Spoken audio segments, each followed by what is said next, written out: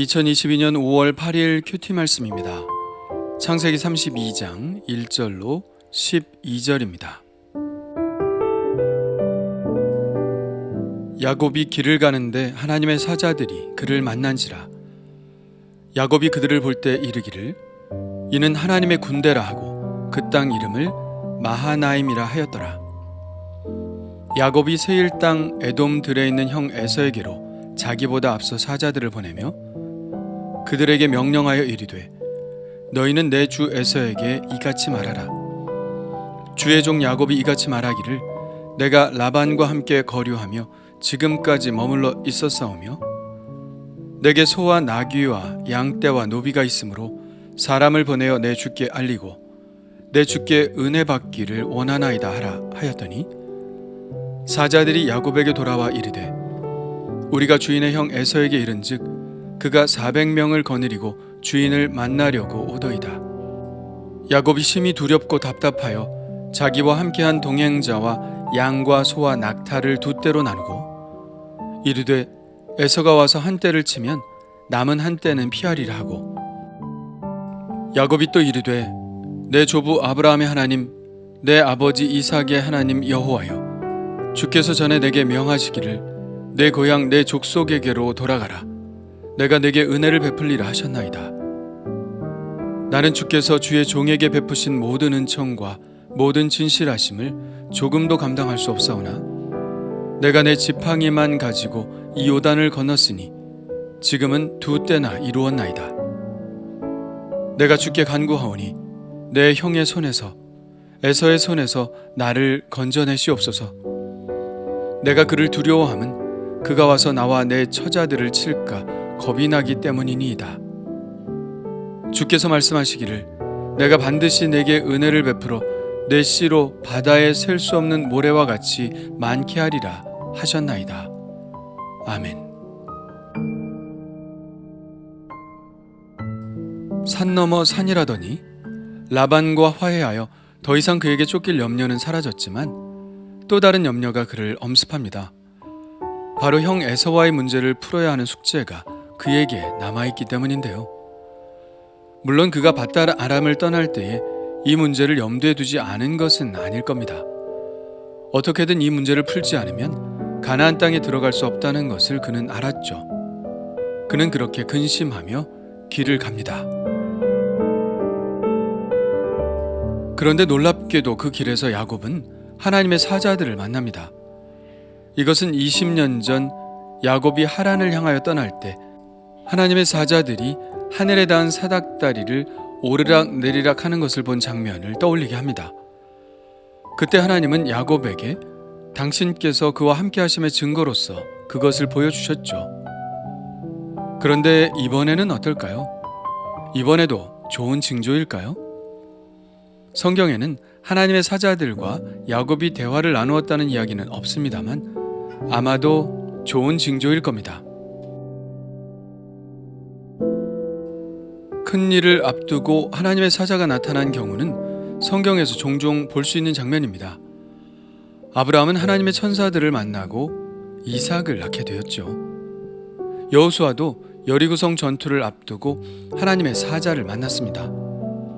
한 사람이 칼을 빼고 여호수아 앞에 마주 서 있었죠. 여호수아는 그에게 물었습니다. 너는 우리를 위하느냐? 우리의 적들을 위하느냐? 그가 말하죠. 나는 여호와의 군대 대장으로 지금 왔느니라. 여호수아의 여리고 정복을 도우러 온 것입니다. 그렇다면 지금 형 에서와 화해냐 전쟁이냐를 앞두고 고민하는 야곱에게 이것은 좋은 징조가 아닐까요? 야곱은 이들을 보고 그 위험에 감탄하여 이는 하나님의 군대라 라고 말했습니다. 그리고 그 땅 이름을 마하나임이라고 불렀죠. 마하나임은 진지를 뜻합니다.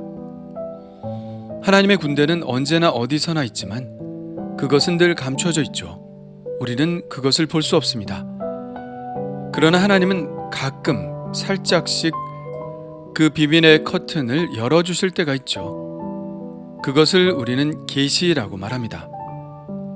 하나님은 지금 야곱에게 그 커튼을 살짝 열어주셨습니다. 왜일까요? 야곱의 이 두려운 마음을 아셨기 때문이죠. 처자식들과 식솔들을 데리고 태연한 척 그들을 이끌고 가는 야곱의 그 부대끼는 심정을 하나님만이 아셨기 때문입니다. 하나님은 당신의 군대를 보여주시면서 야곱에게 이렇게 말씀하시는 것이겠죠. 두려워하지 마라. 내가 너와 함께한다. 떨지 마라.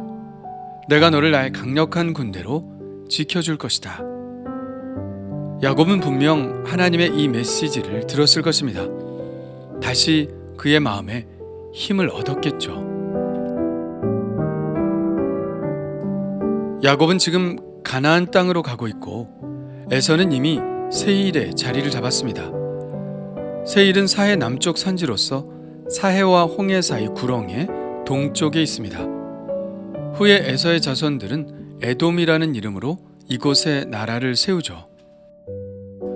야곱은 세일 땅 에돔 들에 있는 형 에서에게 우선 그의 사자들을 보냅니다. 에서에게 이렇게 전하라고 하죠. 주의 종 야곱이 이같이 말하기를 내가 라반과 함께 거류하며 지금까지 머물러 있었사오며 내게 소와 나귀와 양떼와 노비가 있으므로 사람을 보내어 내 주께 알리고 내 주께 은혜 받기를 원하나이다. 야곱은 매우 공손하게 예를 갖추어 말하도록 합니다. 야곱은 자신을 주의 종 야곱이라고 칭하는데요. 에서를 주라고 부르고 있는 것이죠. 그리고 그의 은혜를 간절히 구하고 있습니다. 과거 자신이 형을 속이고 아버지의 축복을 가로챘던 그 일에 대한 용서를 구하고 있는 것이죠. 20년의 세월이 흘렀는데 에서는 지금도 야곱을 그토록 미워하고 있을까요? 이렇게 공손하고 간절하게 용서를 구하는 야곱을 그는 받아들여 줄까요? 야곱은 초조하게 자기가 보낸 사람들이 전해줄 소식을 기다리고 있습니다. 그러나 그 소식은 그리 좋지 못했죠. 사자들은 이렇게 보고를 합니다. 우리가 주인의 형 에서에게 이른즉 그가 400명을 거느리고 주인을 만나려고 오더이다. 에서가 400명을 거느리고 야곱을 만나러 온다는 것이 무엇을 의미하는지 야곱은 알 수 없었습니다. 여호수아가 여호와의 사자에게 물었듯이 자기를 위한 것인지 자기를 해하려고 하는 것인지 도무지 알 수 없었죠. 분명한 것은 형의 군사들 400명이 자신을 친다면 그와 그의 가족들은 꼼짝없이 죽을 수밖에 없다는 사실입니다. 만일 야곱이 아버지 이삭이 에서를 축복할 때 한 말을 들었다면 더욱 그리했겠죠. 이삭은 에서를 이렇게 축복합니다. 너는 칼을 믿고 생활하겠고. 이것이 에서의 생활 방식을 그대로 이야기하고 있는 것이죠. 그러니 이 소식을 들은 야곱은 심히 두렵고 답답할 수밖에 없었습니다. 그래서 야곱은 최악의 상황을 예상하며 대비책을 마련합니다. 야곱은 왜 최악의 상황을 예상할까요? 믿음이 없어서일까요? 하나님이 도와주실 줄 믿고 그저 담대히 나가기만 하면 되는 것 아닌가요? 아닙니다. 그렇지 않습니다. 최악의 상황을 예상하는 것은 전혀 잘못된 것이 아닙니다. 최악의 상황을 대비하여 세컨드 플랜을 짜는 것은 결코 믿음이 없는 행위는 아니죠. 오히려 내가 원하는 대로 하나님이 그대로 다 해주실 것이라는 맹목적인 믿음이 문제를 더 많이 일으킵니다. 하나님께 맡기지만 내가 할 수 있는 최대한의 대비는 해두는 것이 지혜입니다. 교회도 자동차 보험을 들죠. 교회차는 하나님이 보호해 주시니 사고가 나지 않을 거야 라고 생각하는 것은 믿음이 아닙니다. 맹목이죠. 어쨌든 야곱은 무슨 일이 일어난다 해도 최악의 상황은 막아볼 계획을 짭니다. 야곱은 자기와 함께한 동행자들과 또 양과 소와 낙타를 두 떼로 나눕니다. 한때는 먼저 보내고 또 한때는 뒤에 남아 만일 에서가 앞에 떼를 치면 남은 한때는 피할 수 있도록 하죠. 그렇게 세컨드 플랜을 짜놓고 야곱은 하나님께 기도하기 시작합니다. 이것이 바로 야곱의 믿음입니다. 자기가 할 수 있는 것은 다 해놓고 하나님의 도우심을 바라는 것이죠. 그의 기도는 그렇게 하셨던 하나님의 약속을 상기시키는 것으로 시작합니다.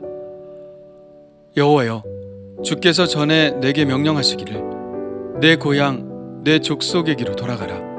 내가 내게 은혜를 베풀리라 하셨나이다. 이것은 야곱이 밧단 아람에서 라반의 양을 치고 있을 때 하나님께서 그에게 나타나셔서 이제는 떠나야 할 때가 되었다고 말씀하실 때 하셨던 약속이죠. 이렇게 말씀하셨습니다. 여호와께서 야곱에게 이르시되 내 조상의 땅 내 족속에게로 돌아가라. 내가 너와 함께 있으리라 하신지라. 만일 이 하나님의 약속이 지금도 유효하다면, 하나님이 이 약속을 지키시는 신실한 하나님이시라면 자신을 형 에서로부터 보호해 주셔야 마땅한 이야기를 하고 있는 것입니다. 그러나 그렇다고 해서 야곱이 하나님께 자신의 권리를 주장하듯 기도하고 있지는 않습니다. 오히려 그간 그에게 신실하셨던 하나님을 고백하며 지금까지 그를 지키시고 도우셨던 것처럼 은혜를 베풀어 달라고 간구하고 있죠. 나는 주께서 주의 종에게 베푸신 모든 은총과 모든 진실하심을 조금도 감당할 수 없사오나 내가 내 지팡이만 가지고 이 요단을 건넜더니 지금은 2때나 이루었나이다.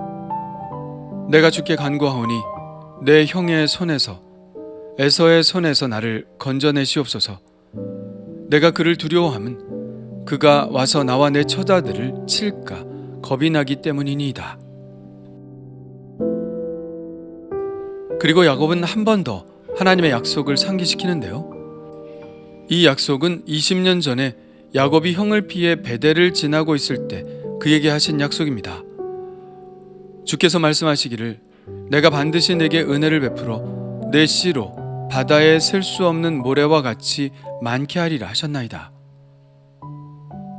28장에는 이렇게 기록하고 있죠. 내가 누워있는 땅을 내가 너와 내 자손에게 주리니 내 자손이 땅의 티끌같이 되어 내가 서쪽과 동쪽과 북쪽과 남쪽으로 퍼져갈지며 땅의 모든 족속이 너와 내 자손으로 말미암아 복을 받으리라. 만일 형 에서가 야곱을 친다면 이 하나님의 약속은 이루어지지 못할 것입니다. 그렇게 된다면 하나님의 신실하심에 손상이 가게 되죠. 그래서 야곱은 하나님의 약속의 신실성 그리고 하나님의 인격의 거룩성을 붙들고 기도하고 있는 것입니다. 우리가 하나님께 기도하는 근거가 바로 이것입니다. 우리는 하나님께 무엇을 요구할 수 있는 사람이 아닙니다. 우리가 무엇을 요구하여도 그것은 나의 이름으로는 할 수 없는 것이죠. 오직 하나님의 아들 예수 그리스도의 이름으로만 구할 수 있을 뿐입니다. 우리는 권리가 없습니다. 우리의 기도를 들어주실 만한 그런 의로움을 갖추지 못했죠. 그러므로 우리가 기도할 수 있다면 그것은 반드시 하나님의 말씀의 신실성을 의지하여 기도할 수 있을 뿐입니다. 그리고 하나님의 그 신실하신 인격을 믿고 기도할 수 있을 뿐이죠. 그래서 우리는 성경 말씀을 붙들고 기도하는 것입니다. 하나님의 말씀인 성경에 나오는 약속들은 바로 우리를 향한 약속들이고 우리는 그 약속들을 붙들고 기도할 수 있는 것이죠.